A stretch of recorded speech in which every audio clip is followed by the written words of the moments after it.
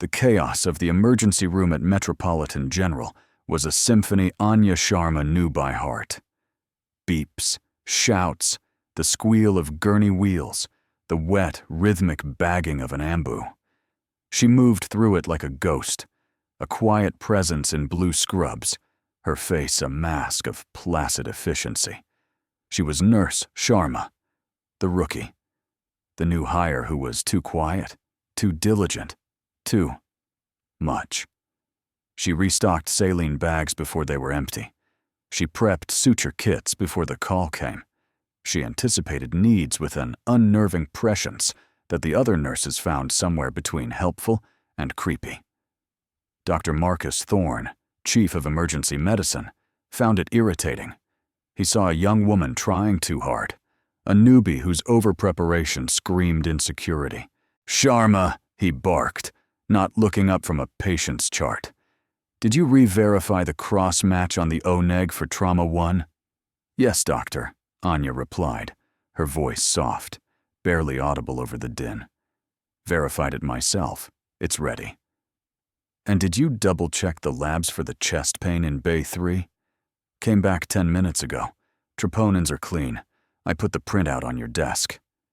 He finally looked at her, a flicker of annoyance in his eyes.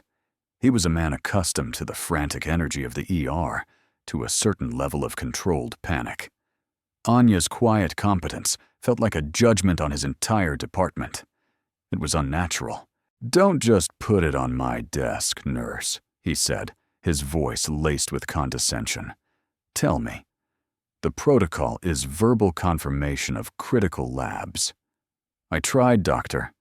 "You were on the phone with cardiology," he grunted, a sound of dismissal, and turned back to his chart.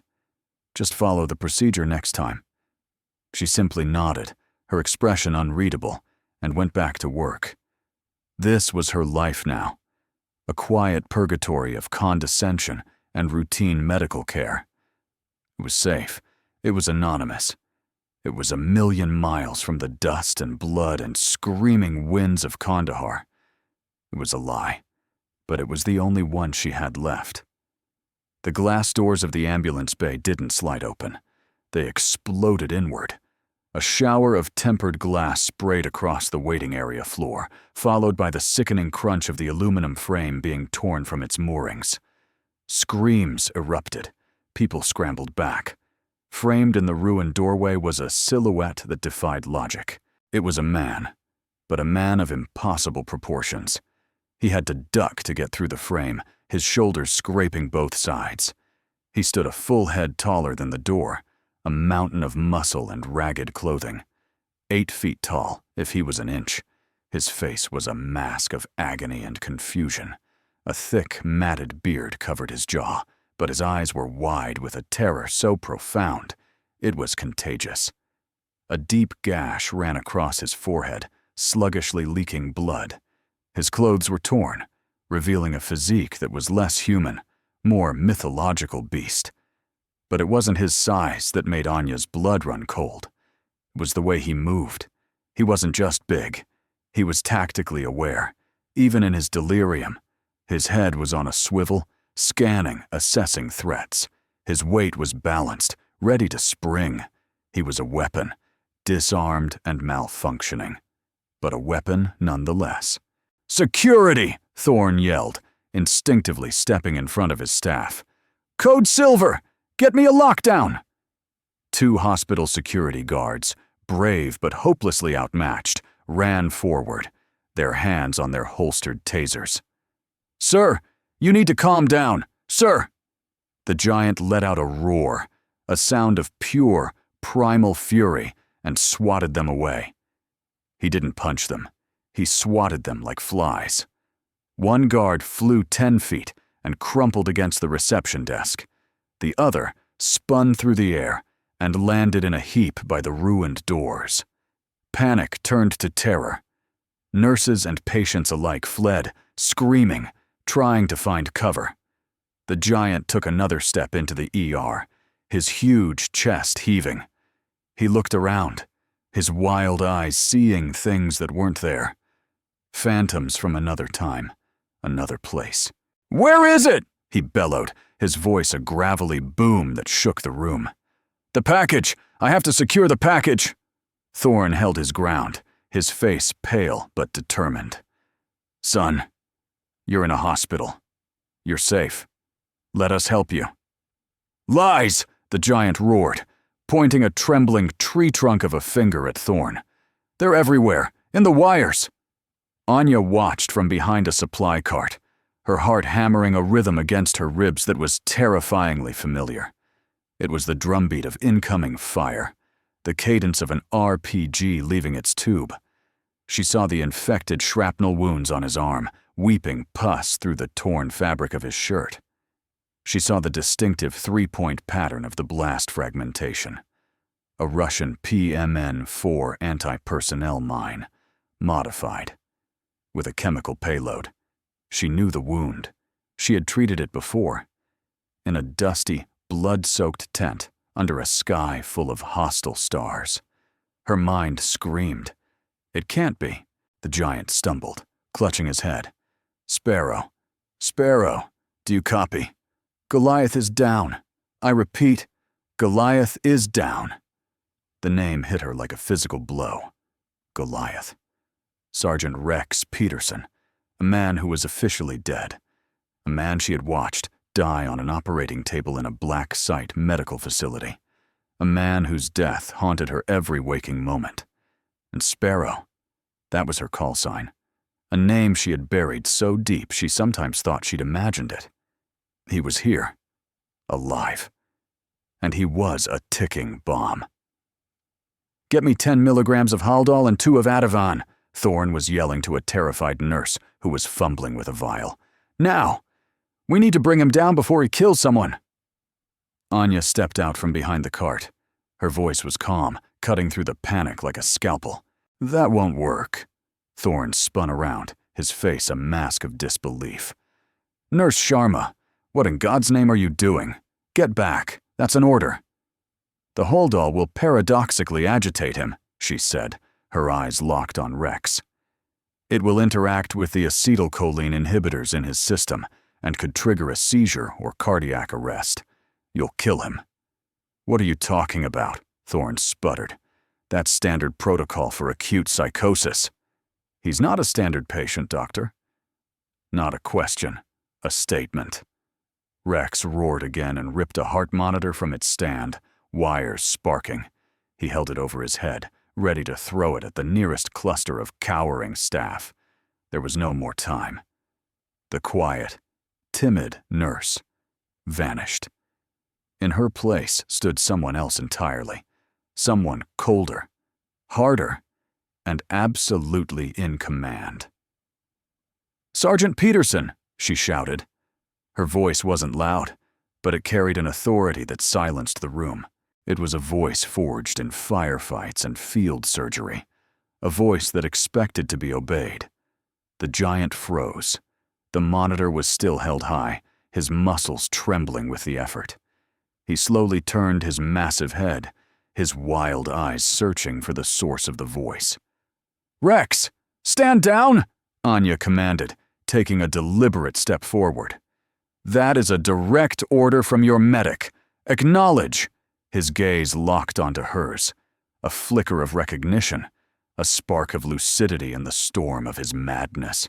His mouth opened, and a single, raspy word escaped. "Sparrow?" The ER fell into a deafening silence. The remaining staff, Thorne included, stared at the rookie nurse as if she had just grown a second head.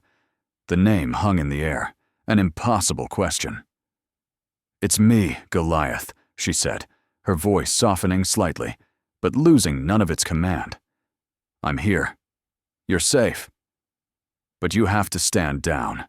Put the monitor down. Now." For a heart-stopping moment, he didn't move. His eyes darted around, the paranoia wrestling with her voice for control. "It's a trap, Sparrow," he whispered, his voice cracking. "They're listening. Nightfall was a trap." The name of the operation sent a fresh jolt of ice through Anya's veins.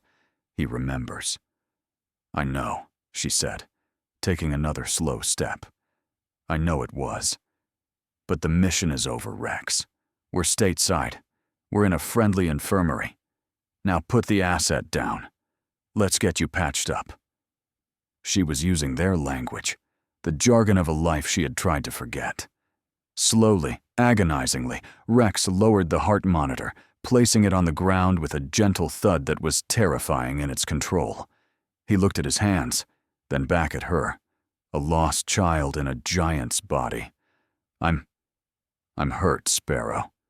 I know, big guy, she said. I'm going to fix it. She turned to Thorne, her eyes now chips of flint. The transformation was absolute. The timid nurse was gone, replaced by a field commander. Dr. Thorne, she said, her tone leaving no room for argument. Get me 500 milligrams of ketamine in a 10 cubic centimeter syringe, and a reinforced gurney. Now. Thorne was paralyzed by shock. 500? That's an anesthetic dose for a horse. It could stop his heart. Anya didn't even blink. He's running a core temperature of at least 104. His metabolic rate is triple a normal human's, and he's been pumped full of a cocktail of experimental enhancers that you can't possibly understand. It's the only thing that will sedate him without killing him. Do you have a better idea? He stared from her to the giant and back again. He was the chief of emergency medicine. He was in charge. But in that moment, he knew, with absolute certainty, that he was the least qualified person in the room. He swallowed his pride. "Harris!" he yelled to the nurse who was still frozen in place. "Get me 500 of ketamine! Stat!" Anya never took her eyes off Rex. "Keep talking to me, Goliath," she said, her voice a low, calming anchor in his storm. "Tell me about the extraction point. What were the coordinates?" She was keeping his cognitive mind engaged, forcing him to focus on a memory, a task, anything to keep the paranoid delusions at bay. As she spoke, she began to move, not directly toward him, but in a slow, deliberate arc, using a gurney as partial cover. It was a textbook tactical approach. Thorne returned with the syringe, his hand shaking slightly as he held it out to her. "This is insane." "This is Tuesday," she replied without a trace of irony, taking the syringe. "Security," she called out, her voice sharp. "Form a semicircle behind me, 10-foot spread, non-threatening posture. Do not, under any circumstances, make a move unless I give the word. Understood?"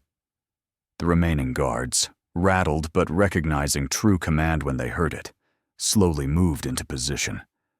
Anya palmed the syringe, concealing it from Rex's line of sight.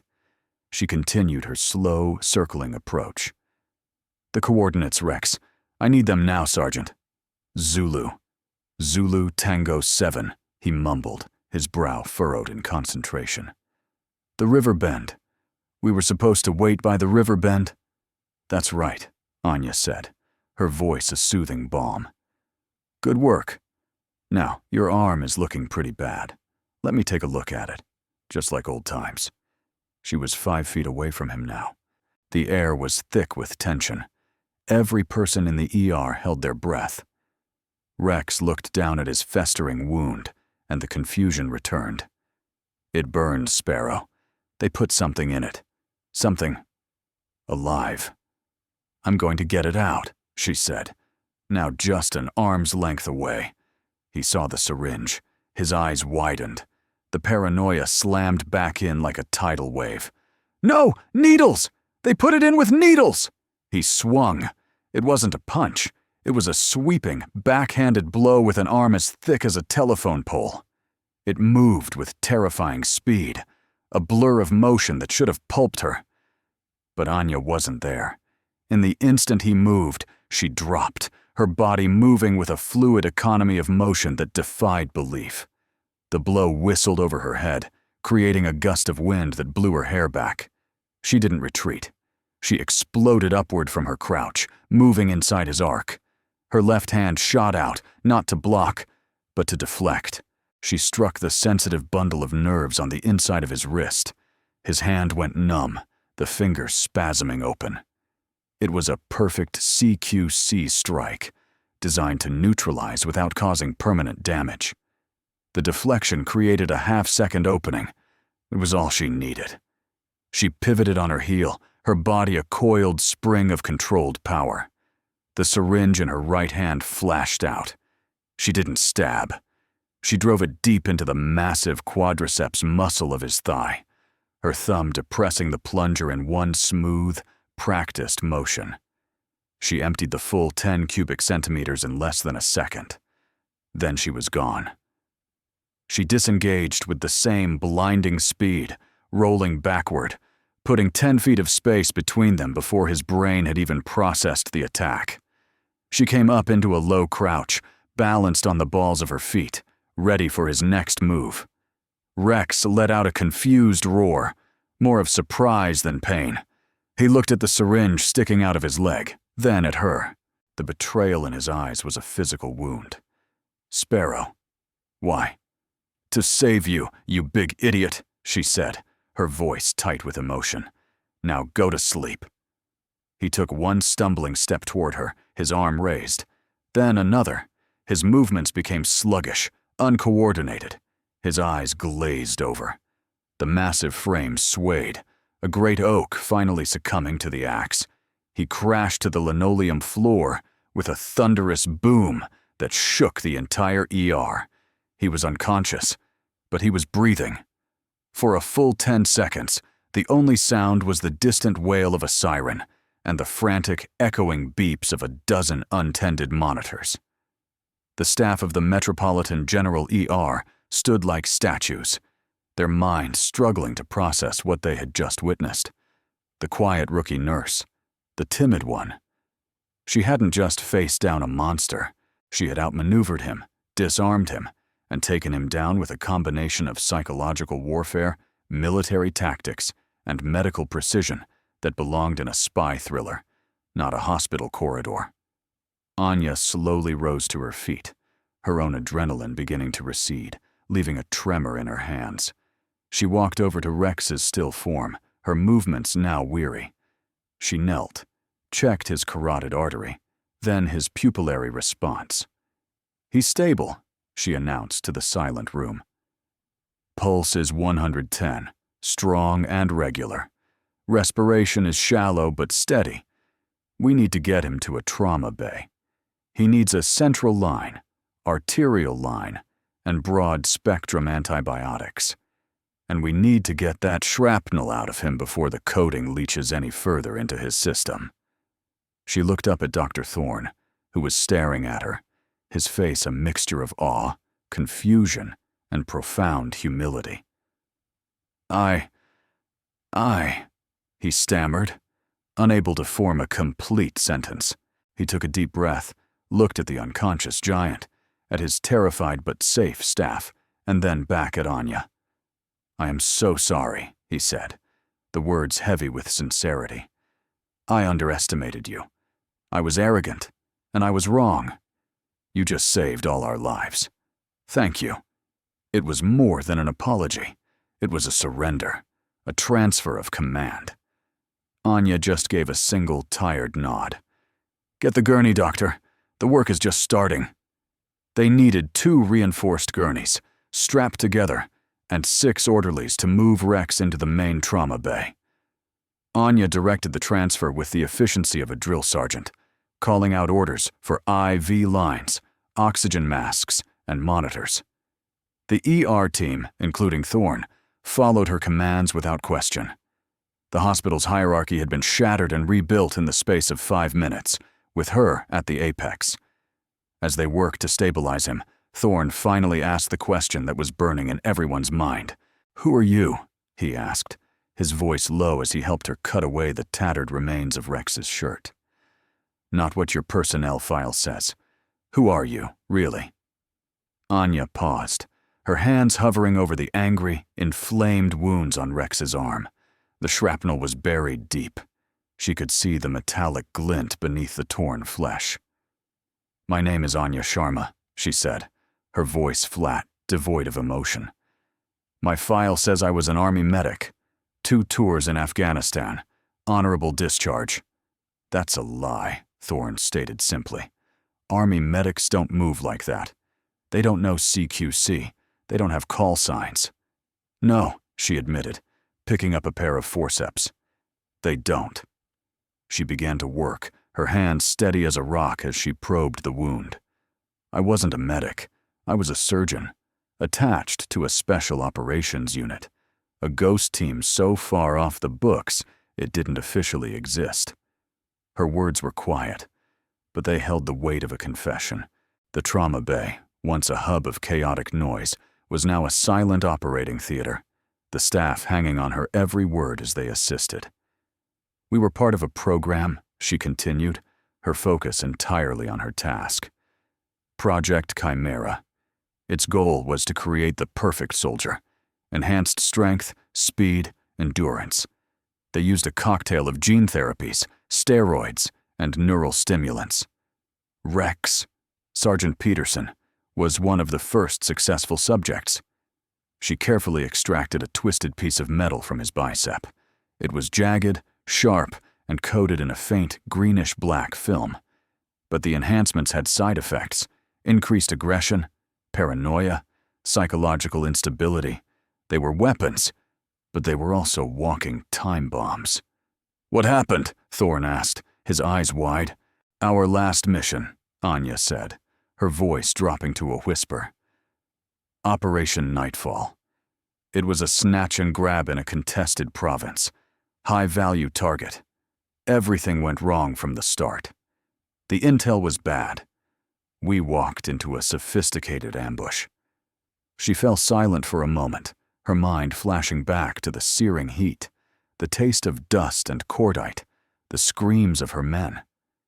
They used a new type of explosive. The shrapnel wasn't just metal.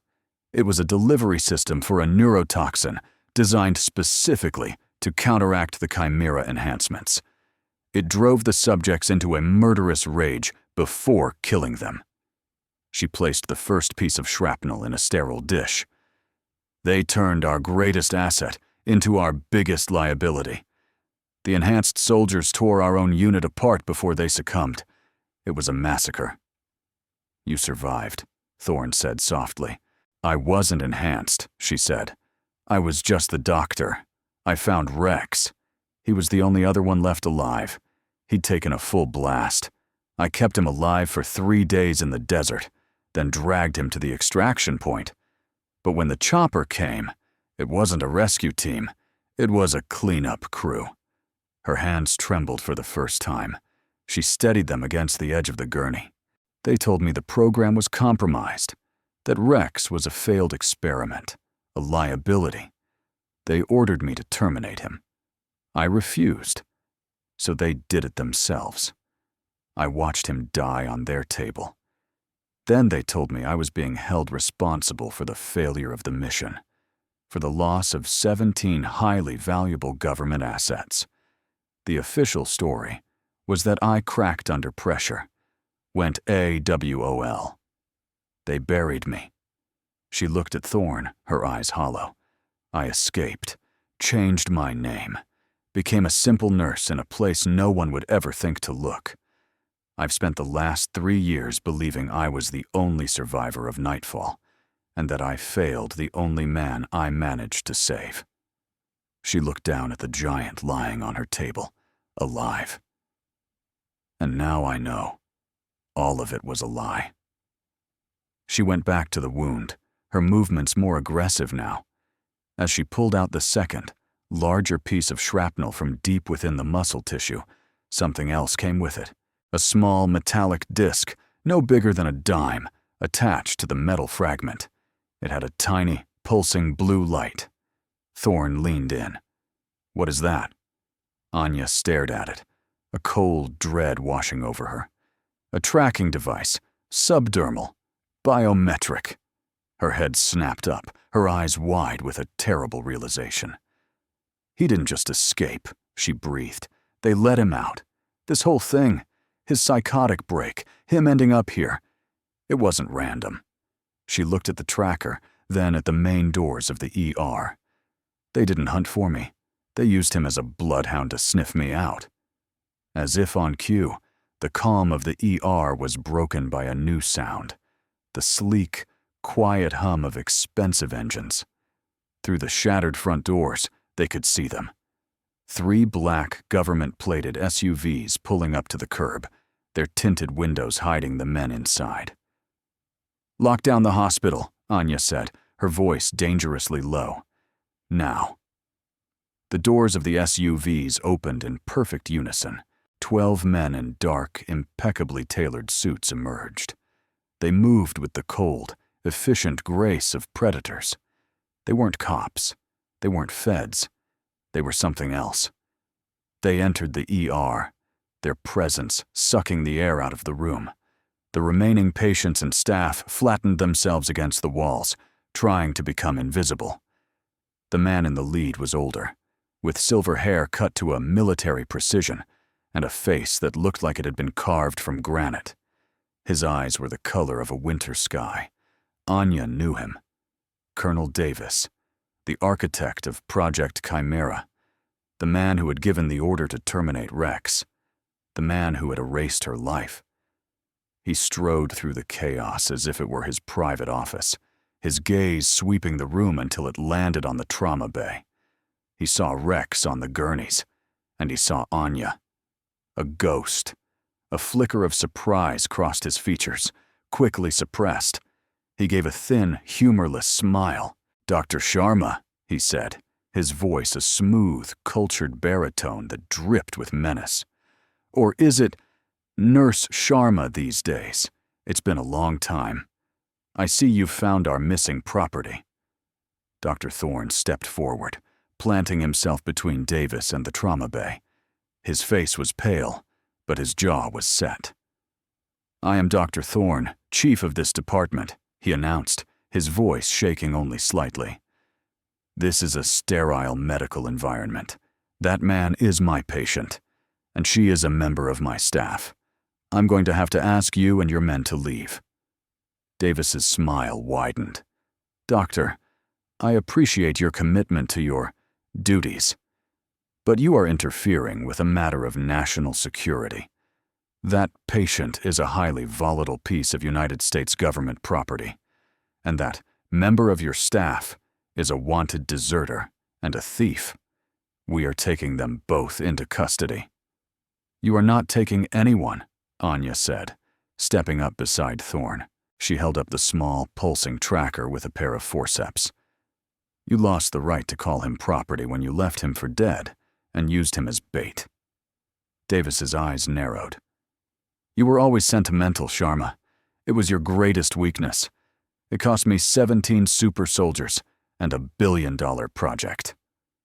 "Your ambition cost you that, Colonel," she shot back. "You pushed them too far, too fast. You cut corners on the failsafes. Nightfall wasn't an ambush. It was an uncontrolled field test, and you know it." The colonel took a step forward, his men fanning out, subtly cutting off all exits. The tension in the room was a palpable physical thing. "I'm going to give you a choice, Anya," Davis said, his voice dropping to a conspiratorial whisper.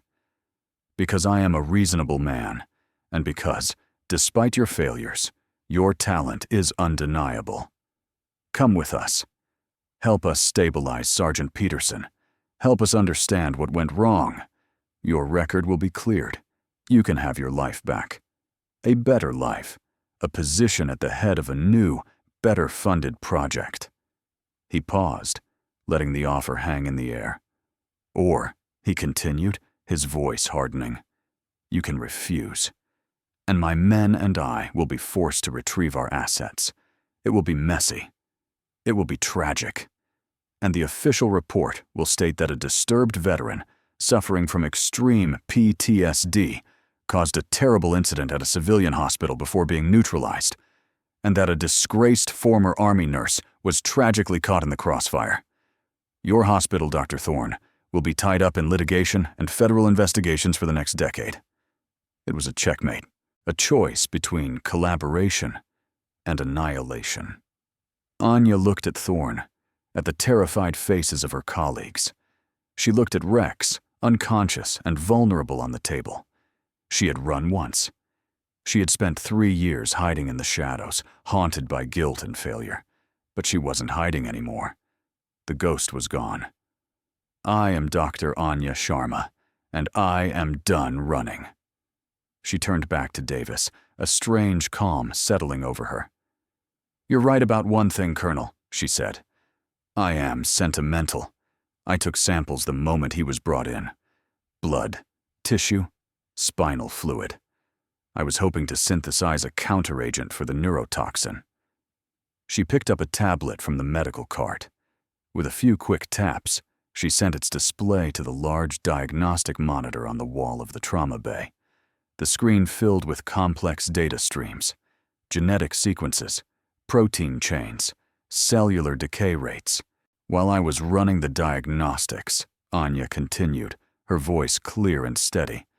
I found something you missed, or something you chose to ignore. The Chimera serum isn't just an enhancement agent. It's an unstable mutagen. It doesn't just build muscle.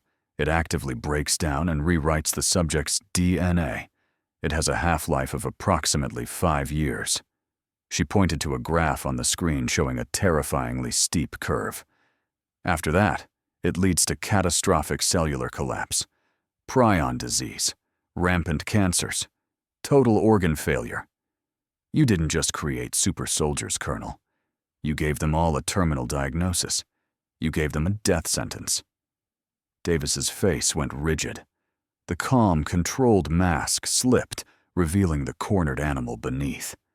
This is classified data, he hissed. Not anymore, Anya said. She held up her own personal cell phone. The moment your men entered this ER, the full data packet, including my sworn testimony about Operation Nightfall and the cover-up, was uploaded to a secure, encrypted server. It was simultaneously sent to the Joint Chiefs, the Secretary of Defense, and the lead investigative reporter at the New York Times. She smiled, a cold, sharp thing. It was the first time Dr. Thorne had ever seen her smile.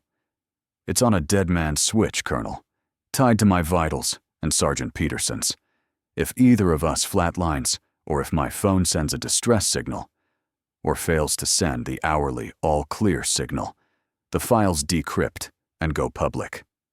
She took a step toward him, her eyes boring into his. So I'll give you a choice, she said, echoing his own words back at him. You and your men can walk out of this hospital right now.